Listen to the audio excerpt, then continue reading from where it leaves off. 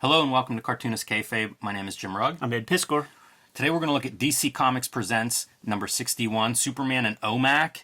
Kind of cool, but the reason we're looking at it is George Perez doing the artwork. Recently lost the legend George Perez, rest in peace. So going to spend some time looking at a few of his comics over the next couple of weeks, celebrate some of his large legacy. Before we crack this book open, I want to invite everybody watching to like, follow, and subscribe to the Cartoonist Kayfabe YouTube channel if you haven't done so already.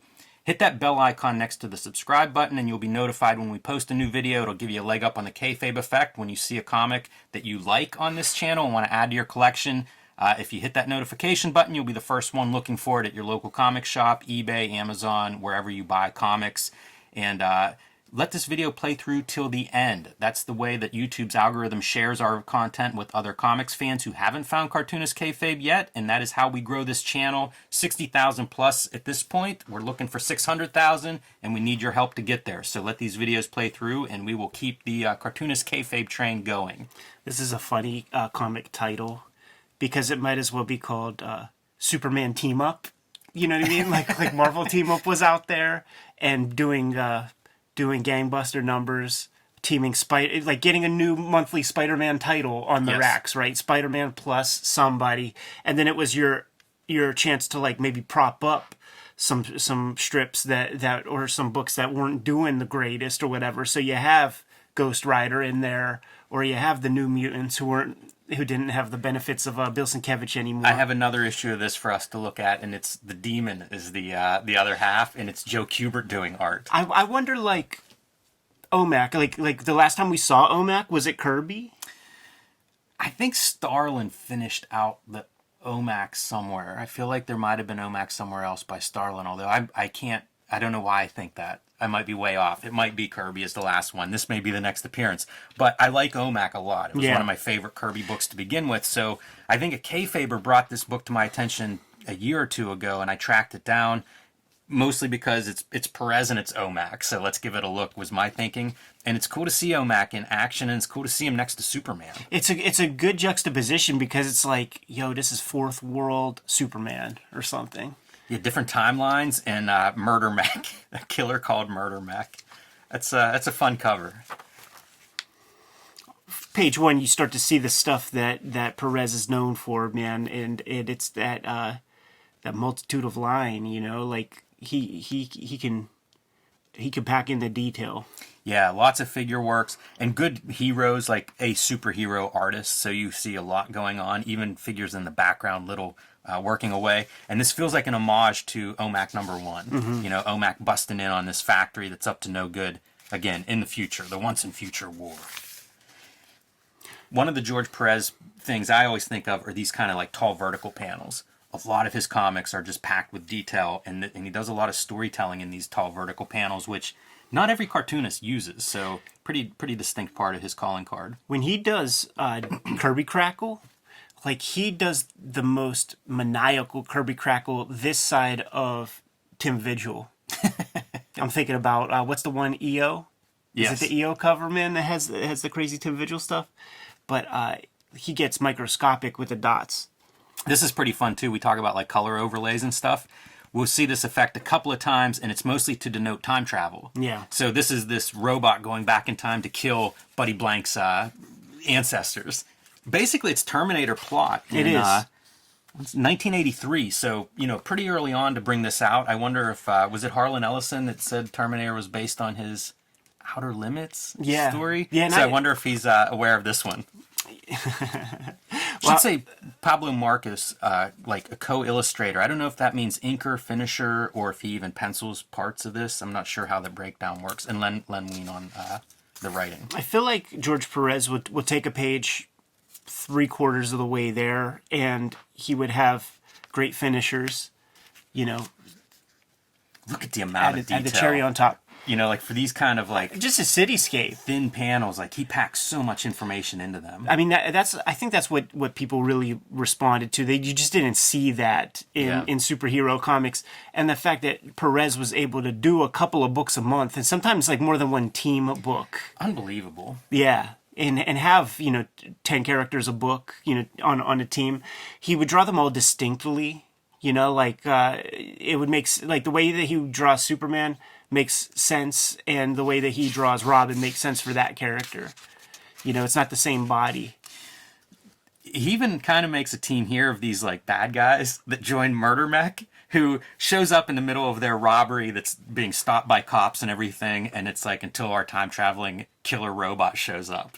And now suddenly these dudes have a new gang leader. First they try to defy him. Whenever this fails, they fall in line pretty quickly. And you see him trashing the cops, just throwing the car with one hand. Can we have just a quick interlude about like the sort of B-list Remco toys? Because that's all that company was, man, was B-list stuff. So you have G.I. Joe Real American Hero. Let's do Sergeant Rock. You have Masters of the Universe. Let's do DC's Warlord.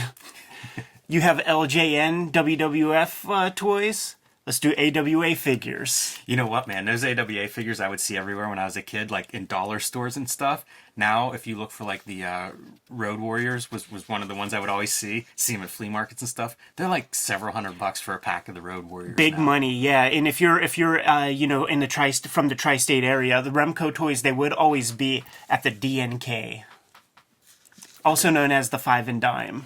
Yeah, I look back on that and I regret not picking those up. Because they were the He-Man shittiest figures. You know, like the wrestlers were right. like the He-Man figures. Right. It was like the early knockoffs.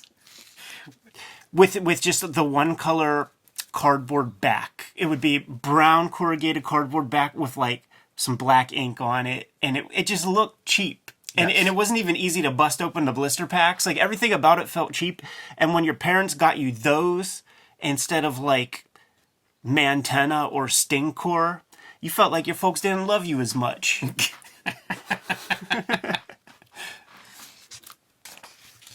Our first Superman shot. Look at that fisheye lens going on. Yeah, it's real cool. Pretty awesome. Kind of bizarre, but looks good, reads well. And this is like comic shorthand, right? You know, that doesn't, you couldn't approximate that in real life with any kind of lens, but it looks amazing. That's a cool thing. Like, George Perez does what he does, man, and he's not really using all that much reference for stuff. Like, he's not trying to make buildings look like the actual building. It's comic book buildings. Mm-hmm. You know, it's iconography. And yeah, it's like an 80s version of the 60s Marvel building backgrounds. And he created that 80s. It's like him and John Byrne really were the guys, you know, they were running neck and neck. He like I think that, you know, he's of that early generation. Well, you know, he started off as a assistant to Rich Buckler. I didn't know that. Yeah, and so he picked up a couple techniques from Rich, probably, to the point, because like he said that Buckler like would just have like his morgue file. It wasn't photos and stuff. It was like Kirby panels and shit. And then eventually, like, George Perez kind of graduated from that. But I get the impression that like he learned all his drawing chops really from comic books, you know, as opposed to I can see that doing classic. And there's train great, stuff. like there's lots of these great kind of iconic shots, right? Superman flying right at your viewer, throwing a punch. A lot of full figures too. You know, it makes for easy understanding of what you're seeing and where this stuff is taking place. It really excites DC Comics, like bringing that Marvel kind of energy. You know, once again, it's Perez and Byrne who are really responsible for doing that, because the work was very static. If you weren't reading like a Bernie Wrightson comic or a Neil Adams comic. Yeah, I always think of Kurt Swan with Superman, and it is stuff I like, but it is very static. Yeah. And here's your robbers now following this mech wherever old Brass Bottom's going. So are we. Siding with the winners, man. And here's our again color overlay, because it's another time traveler. This time OMAC is now in Metropolis in the current time. That's so good, because that Outer Limits episode like would even have that kind of stuff. Yeah, it's a total effect between the color overlay and also just like the starburst around him. It's great. It's comics language. And coming through the hole that our murder mech made in the first place. And of course that means the cops are like, oh, another one of you.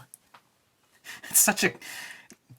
Was it cliche at the time? Or have we just seen this so many times since 1983 that it's such a cliche? Yeah, that's a good call, man. You know, like these guys, it might be that sort of thing that happens at Cyclical where like all these guys grew up with the same reference, like hardcore monoculture. Like if you and I had 30 channels, they had 3, and now they're in a position where they can make stuff. Right. I always think of Dan Clowes talks about that for structure, where it's like old television. And Right. that's what everybody watched, and it was like that stuff was just, it was scheduled. That screenwriter that we worked with described it, scheduling is what she called that. Yeah, yeah. You have to count very for precise. Yeah, you have to count for the commercial breaks. There has to be like a teaser. There has to be cliffhangers for each commercial break. Yada yada. And you know what? That is a good structure for issues like really this, is, man. Because absolutely. like doing these Red Room comics, one and done issues, you gotta. I look to like television, to good episodic stuff, 1 hour bits, Tales from the Crypt episodes, Masters of Horror episodes. You can't go the wire. Yeah, with, right. With this kind of. I say that all the time, like whatever format you're working in, I usually apply it to comic strip guys, but it's the same if you're doing 20 pages of comics in a book each story. Like you start to think that way. You start to figure out like page 17, like we're at the climax, you know, it's, you figure those things out, I think, as you go through it. And somebody like Perez, who's doing a couple of books a month, they'd be down pat. Yeah. Love OMAC. The reason I got excited for this issue is to see OMAC. I think he looks cool. These 2 images of Superman, really badass. Totally. Cartoonist Kayfabe is brought to you by the comic books that we make in stores right now. Red Room trigger warnings. Issue 1, 2, and 3 are on the stands. Murder on the dark web for fun and profit. Every issue completely self-contained. And you could grab the Antisocial Network trade paperback, which was 2021's season of Red Room Comics. Jimmy produced Hulk, Grand Design, Monster, and Madness, both in stores right now, where he's taking the entirety of the Incredible Hulk storyline, distilling it down into 2 40-page comics, 60 years worth of Incredible Hulk comics in one handy package. Get them while they're hot. Looking for a new way to enjoy your favorite comics and manga? Comixology Unlimited has you covered. With Comixology Unlimited, you get unlimited access to an unrivaled library of over 40,000 digital comics, manga, and graphic novels featuring content from over 125 publishers and thousands of independent creators from around the world. And if that's not enough, you can also save up to 15% when buying select new and current comics. Try Comixology Unlimited today with a free 30-day trial and then just $5.99 a month afterwards. For details, visit amazon.com/Comixology or click the link below this video. While we're done paying the bills, let's get back to this video. And of course, you have to have them fight. Gotta start it off like I bet every issue of this and every issue of Marvel Team Up, you gotta have that page, and then it becomes a lovemaking session. Yes, then you gotta have him make up on the edge of a building. Superman flies him away. I mean, that is romantic. Margot Kidder in his arm. I mean, Comac in his arms. I love the silhouette too. Like they're standing at the most inappropriate. It's a great way to be like, this dude's not attacking me. If he can't fly, he is not making a move when we're standing on the edge of this building. Yeah, it's almost like Leonardo DiCaprio and that chick on the prow of that boat. Yeah, very similar. Probably this one's a little bit more like that. I could see somebody. They're lucky that we're not working in the bullpen with that silhouette right there, man. I might have to do some touch up. They're lucky. Yeah, they're lucky I didn't draw on this before this episode just to be funny. If I'd have thought of it, Ed, I would have. And now we get the Jack Kirby OMAC origin, pretty much summed up in a little over, maybe a little bit less than a page, I suppose. But you get your Kirby crackle, and it is intense. I like that Kirby crackle. Very hard to do Kirby crackle in my experience. Another great silhouette. That's pretty badass looking. Perez is always cool with it, man. Yeah, I guess you have to be. I think you see a lot of it in Crisis. Makes sense. That's a good effect for his X-ray vision. Good thinking on the colorist. Yeah, absolutely. Congrats, colorist. Gene D'Angelo on colors. Not a name I'm familiar with. John Costanza on lettering, though. A longtime DC letterer who I do appreciate his lettering. This is a great effect for scanning. They're looking for... This is basically your Terminator vision, is, Like you're looking for Buddy Blank's, I don't know, great-grandfather or something, and that's what you're seeing is like the robot scanning through this crowd.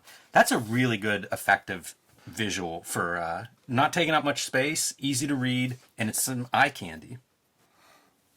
And again, seeing like that crowd at the train station, locking in on one of these guys, and of course, Superman arrives just in the nick of time. There's a little bit of a, I don't know if MacGuffin is the right word, but there's a little bit of a twist here for who this robot is trying to kill. That's fun. The Luca Effect Superman in a very small panel. I feel like usually when you see this, it's in a half panel, like a half splash, because you're drawing 6 Supermans. In addition to the other 6 that Perez is drawing here. It's rare that you see it with like the full color value on all the figures, because that could be confusing. Yeah. Do we need to go back and undo our compliment to Gene D'Angelo? Hey man, you win some, you lose some, but you live. You live to fight another day. Plastic cables that catch Superman and send him on his way. Hard to fathom like doing this like in a month. It is. And by the way, that gang that was robbing banks, I don't know, 8 pages ago, now has these high-tech like hover robot bike things. That's the other thing about Perez, man. He's imaginative and he could build some stuff. Looks to me like there's a whole blamed army. That feels like intentional with one-man Army Corps as your second lead here. And of course, just in time for him to show up. Look at these heavies, dude. You know he's a bad guy because he doesn't have good dentistry. One of the things that I appreciate in comics is like dudes in regular clothes, and then you put your superhero in the middle of that. Right. And if you can do both, because I swear there are cartoonists that can't. Absolutely. See 1990s comics. That's right. That is like very right. Like zero of those guys. The weird crosshatch on suits and stuff. Yeah, they only bothered to do OMAC. Yeah. They weren't copying that background. This pose reminds me a lot of a Rob Liefeld pose. And the legs swinging that way. Big influence. Yes. Big influence on Liefeld and crew. Like those Image guys. The same names come up: Byrne, Perez, Art Adams, Mike Golden. Makes total sense. All very detailed, almost like a second. I don't know, almost like they went high definition or something. From the Silver Age to this, where it was like just more and more detail. Great action stuff though. And you see no static shots once the action begins. I was going to point this out, the contrapposto, because this feels like a Marvel technique to me. If the right arm's forward, then the left leg's forward. Really good twist there. And again, trying to figure out, like, No Brother Eye in the past. What's he going to do without that satellite? That's cool lighting. Like, he is not afraid to do that those back of the legs type shots, man. We've seen several of those things, and because like this stuff that's hard to draw. Like, you don't see those muscles often. The reference for those is kind of like tough to find, but he still would do it. Kayfabe in the muscles, no doubt, but it still works. Yeah, everything feels okay there. This is nice too. We saw the X-ray vision where the color drops out, and now the heat vision where we're gonna go red. Yeah. And this little underpiece. See, this is the kind of shit that I would really gravitate to as a kid, man. Just like, give me lines. And this kind of thing, like, it looks so complicated, but when you break it down or you try to do it, it's really not. It's just time consuming. You have your grid. Now just fill it in with some shapes. I like this piece too for thinking in terms of George Perez and what we pointed out. We haven't seen this yet. Yeah. So it's one more piece that he can draw anything. Yeah, this would be the stuff. There would be so much of this like in his Fantastic Four, or when you're in like Freedom Tower or whatever. Almost you're echoing, you're rhyming these sequences. That's a nice little tip. And more Superman in action. Really good Superman. Really classic looking Superman right there. Like, they really kept that Superman on model. And after talking with Liefeld about Neil Adams, like I do have some of those Jimmy Olsens with the Neil Adams inks on the cover. And you could tell that like the marching orders were, make this our corporate Superman amongst, this Jack Kirby stuff. Yeah, it makes sense. The other place that I thought of Neil Adams, Jack Kirby, Superman, there's a Kirby collector, like one of the oversized issues with a wraparound cover of Superman flying. At least I remember it as wraparound. I'm actually not sure if it is, but it's a big Superman, and it's Neil Adams over top of Kirby. And this is great. This is the old Ric Flair, Terry Funk. The robot comes out here wanting another round, but he doesn't have it in him. Just collapses. Oh, yeah. Falls right on his face. The pratfall. I like to imagine George Perez watching a Ric Flair Harley race match. I swear to God, there was something on Twitter floating around of Ric Flair doing that same move like last month.